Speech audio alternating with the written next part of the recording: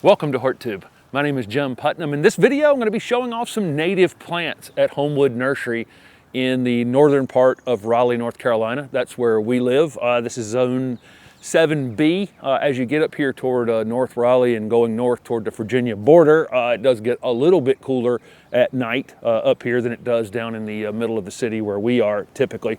We're going to show you some native plants. A lot of them here in the middle of March won't have, they'll be asleep. We'll put up some photos of the flowers as we're talking, but I want to shoot this video because this is a great time of year to be planting a lot of these things. These Inkberry Hollies are the exception to the deciduous plants that you're going to see in this video. These are great evergreen shrubs with a kind of a rounded habit, great boxwood replacements. This variety is called Shamrock.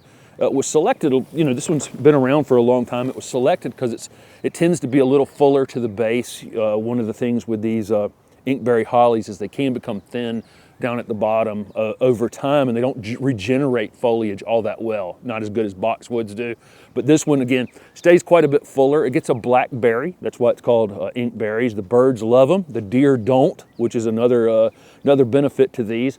They can take on a bit of a purplish hue in the wintertime, and they're hardy.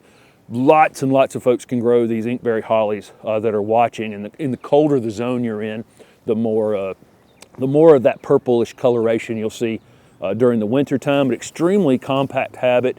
One of our great native plants. If you pick a named cultivar, if you go out and find these in the wild, and Steph and I do quite a bit of hiking and we'll see these in the wild, they can become big thickets of colonies where they sucker and become colonies. If you pick a named variety like Shamrock like this, you won't see as much of that suckering at all, and they'll just be little formal ornamental hedges. Next up is another evergreen. This is Elysium sempervirens, or Carolina jessamine, Carolina jasmine. It goes by lots of different names. Great evergreen native vine with fragrant bright yellow flowers on it. We have a video coming out on the Garden Plants with Jim Putnam channel. If you're not subscribed over there, on our native non-named cultivar, Carolina jessamine, that we shot maybe a week or so ago. Again, the video hadn't gone up yet. This one is actually Pride of Augusta. This is a named cultivar or named variety. It has a double flower, which is super, super interesting. Same great fragrance, same great evergreen vine. This one can be a little bit aggressive, just gonna let you know that this is one that you can prune after it flowers every year to kind of keep it under control a bit, but it can grow 6-8 feet in a single season once it's established. Again, a beautiful evergreen, happens to flower, great for increasing the height on a fence. I'll frequently recommend vines, like evergreen vines like this. If you have a 6-foot tall fence, you can put another 2 feet of growth up on top. These have a unique ability to not only climb, but also crawl across the ground, be ground covers, and have a weeping habit on the top of a fence, which is really, really kind of interesting. So here's a great example of the amount of great natives we have that happen to be deciduous. They lose their leaves in the winter time. So we'll talk about 3 of them right here together. This is a Father Gilla. Father Gilla is a native to the southeast United States, but almost everybody watching this video can grow them. They're hardy in zones 4 to 9. We have a lot of named varieties. There are not a lot of species of Father Gilla. I think there may be like 4 or something like that. This one was found by Dr. Durr up in Cincinnati at the Mount Airy Arboretum, and it's called Mount Airy Father Gilla. These have these fantastic bottle brush-like flowers that are honey scented in April and May. Really fantastic flowering shrub that then follows up by leafing out with this incredible blue-green foliage that it has all season, and then tremendous fall color, and I mean truly tremendous fall color. A lot of these native shrubs like this will sucker. So I talked about that on the Inkberry Hollies to start the video. So keep in mind that pretty much a lot of these plants we're talking about can become small colonies. If you're buying a named cultivar, though, typically they don't do it as aggressively, but again, they will, and any kind of top pruning you're doing on them is going to potentially have, suckering involved in that. You can take a small shovel and go around the outside of them in the spring as they're leafing out and growing, and control some of that. It's pretty easy to do, really, as long as you're staying on top of it and not letting it ever get out of control. But great addition to any garden, and one of my absolute favorite natives. Next up is Colicanthus. This is a plant that really goes by a lot of different names. This one you'll hear called sweet shrub. I've heard it called sweet Betsy, sweet booby, all kinds of things. A lot of, when I had my nursery and I sold sweet Betsy at the farmer's market in Raleigh, North Carolina, I'd have a lot of older folks come in, and they just loved this plant. They have memories of the very fragrant flowers being used as perfume. They would take the flowers and put them in their dresser drawers, put them in their pockets, just keep them with them as literally as perfume. One thing I'll say that we've seen with this plant over time is there are ones out in the world that just aren't fragrant for some reason. I don't know, through selecting the varieties, through the cuttings we've taken, for some reason some of them don't have the fragrance, and just a really interesting, strange, alien-like flower on it from April, May into early June every year. There are several varieties and cultivars, named varieties. This is one of the few plants I'll say, make sure you buy this plant in flower so that you can smell it. Really interesting plant. They're going to be deer resistant, great foliage, gets pretty big. Most of these Colicanthus varieties almost consider them either very large shrubs or almost small trees. Typically when I see them used in the landscape and they've got some age on them, they will become almost small trees and then limb themselves up. They'll be thin down toward the bottom, and you can just underplant them with something else. Great native plants. Next up is Ilex verticulata, or deciduous holly. The Department of Transportation uses these on the side of the road here in North Carolina, and they're just incredibly beautiful red fruiting hollies that start in the fall and hold the berries through the entire winter. They're incredibly showy. They do require a male pollinator, so you'll hopefully at the garden center you're going to, and we're up here at Homewood Garden Center today, a beautiful selection of plants up here. I love this. I've always loved this garden center, and it's in a wooded space. It's really quite a lovely place to come and shop. This variety is called Sparkleberry, and they actually have on the tag that Southern Gentleman is a good pollinator for this one. So you need the male and the female in order to have the berry set on them. These can get 6 to 10 feet tall. Lots of folks watching this video can grow these. Very easy plant. It's another one that can colonize over time, and that's one of the reasons I think the DOT uses them on the side of the road, is they're really good for holding the soil in place and being super showy to those of us who are driving down the road for months and months and months. It's one of those plants that just goes on and on. It's a great looking shrub regardless. The foliage is fantastic on them. These will leaf out, bloom in the next few weeks, and then they'll set the fruit and hold them again throughout the winter. Big, very large berries on them. There are smaller growing cultivars, so those will require a different male pollinator potentially. So make sure you're buying the correct ones together. But another one of our just great natives that's really underused in ornamental landscaping.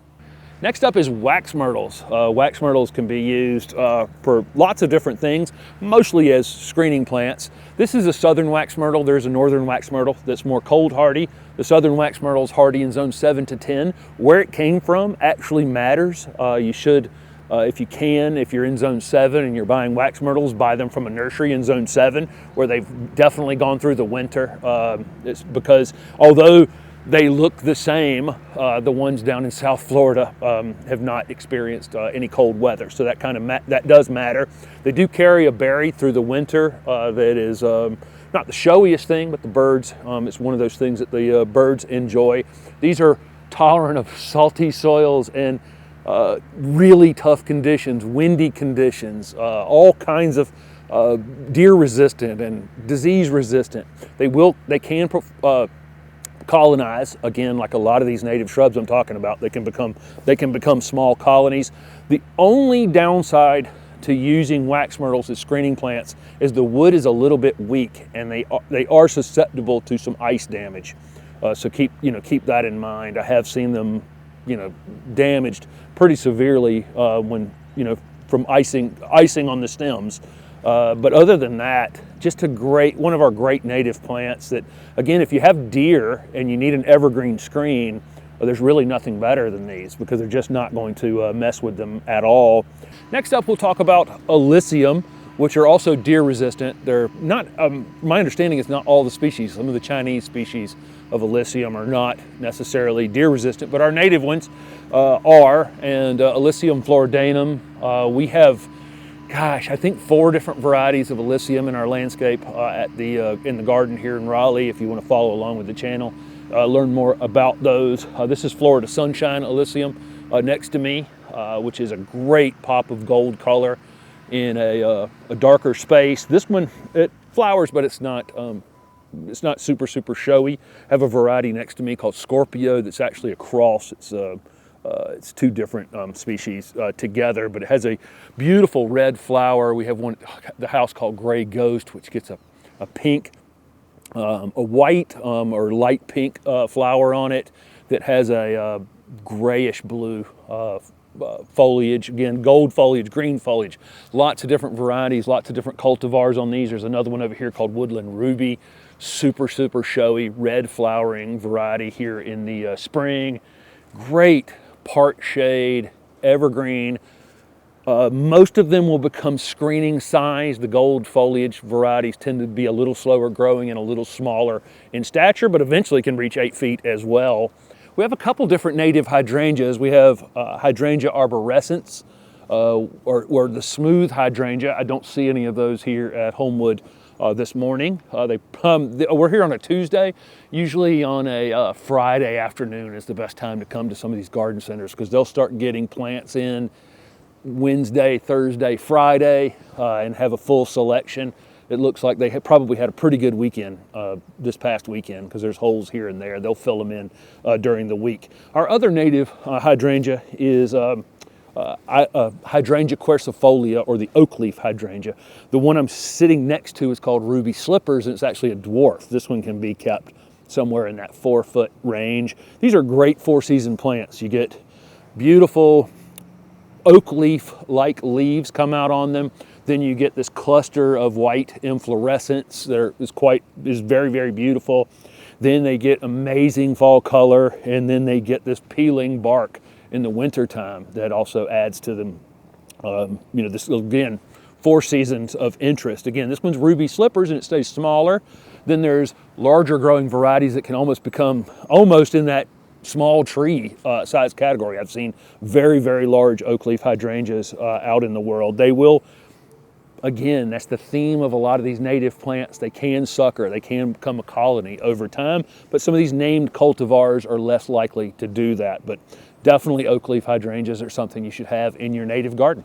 Next up is one I've really never talked about on the channel for no particular reason. This is actually one of our great native plants. This is Sweet Bay Magnolia.